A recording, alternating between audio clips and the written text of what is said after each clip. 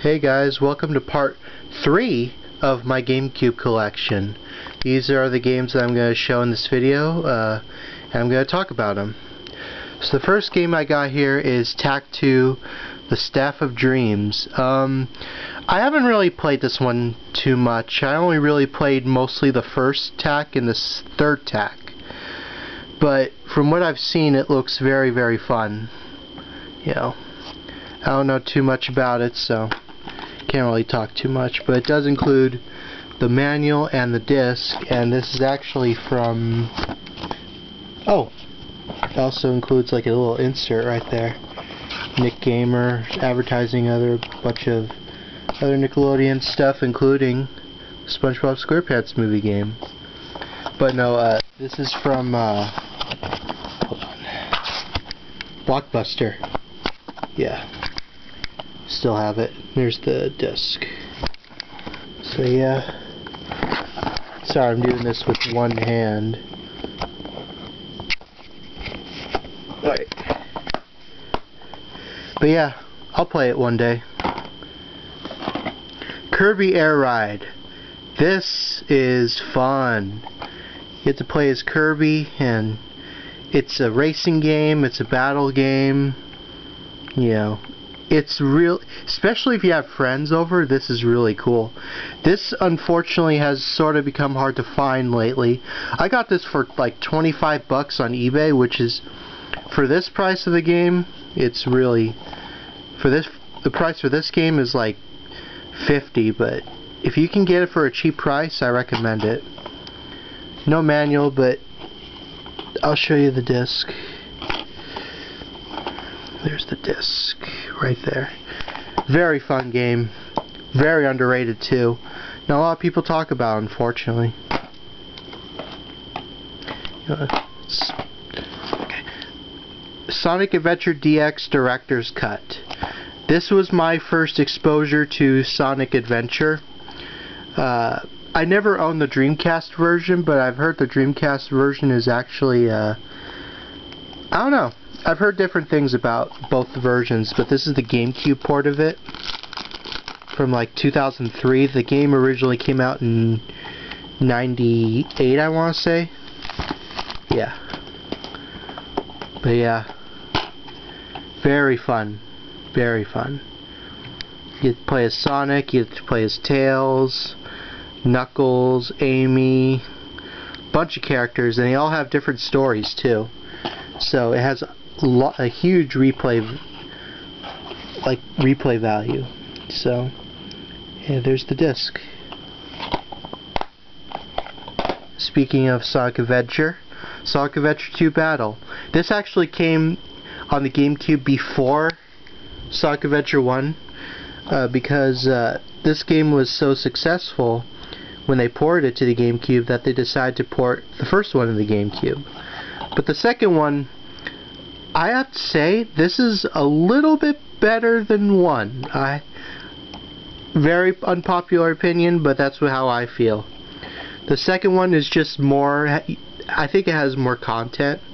It is very similar to Sonic Adventure 1, but it's not bad at all. No manual, but there is the disc right there.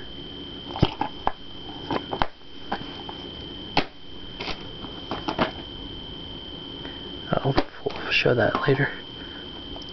Spongebob SquarePants Battle for Bikini Bottom. Come on, everyone has said great things about it, you know. I wouldn't really say anything new about it other than what's been said. You know, it's considered one of the greatest Nickelodeon games of all time. In fact, a lot of people say this is one of the greatest GameCube games of all time. Although, that's kind of debatable because this also was ported on PS2, Xbox, and the PC version, which I played the PC version before the console version, and it is massively different than the console version. There's the disc. But I have a lot of fun with this game. I prefer this over the Spongebob movie game, but that's just me. Speaking of the Spongebob movie game, here is my copy. I remember my cousins rented the PS, or they like, what is the word I'm looking for? They brought it over, the PS2 version of this game, and I loved it so much that I actually bought it at GameStop. I originally had a copy without the disc, but I later bought a copy with like the case and the manual and everything. It's a lot of fun. It's more story-based driven than like open world, kind of like how Battle for Bikini Bottom was, but it's still very cool. And I really hope that, you know, THQ Nordic makes a remake of this game. Although I don't know how that would be, but I'd be down to get it. There's the disc and the manual. But yeah, very fun game. You can find it for a good price? Sure. Go for it. SpongeBob SquarePants Creature from the Krusty Krab.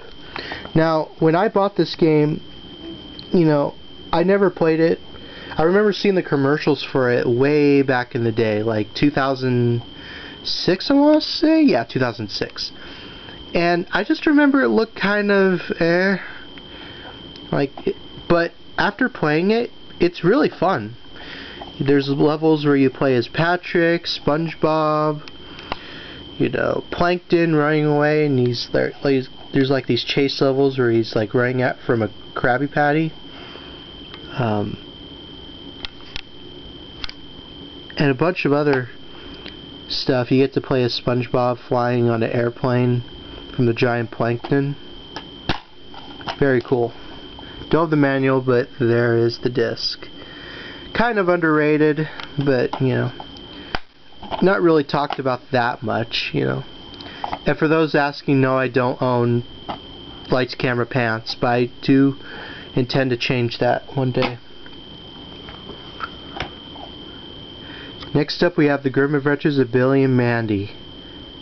I loved the hell out of this game when it came out. I wasn't even allowed to watch the show, believe it or not, when it was airing, but I think around the time when I just started to watch it, it ended, you know. But I bought this game. I originally had this game on the PS2. Unfortunately, I got rid of that version because it had a lot of memory card issues. Like, it would like corrupt it would corrupt the data a lot if you saved it way too much on the PS2. At least in my experience. I don't know if anyone else had that problem, but GameCube version I really have never had that issue. But it's a fun beat 'em up. You get to play as all the characters from the game and the show. You get to play as Billy, Mandy, Grimm. It's a level where the three-headed dog happens, you know, like happens to be in, you know, Billy's yard. He eats you up. Kind of funny. Kind of reminds me of like the three-headed dog in Harry Potter. But yeah, there's the disc. This game has sort of become hard to find lately. I'm actually surprised. Like $35, but it's a really good game.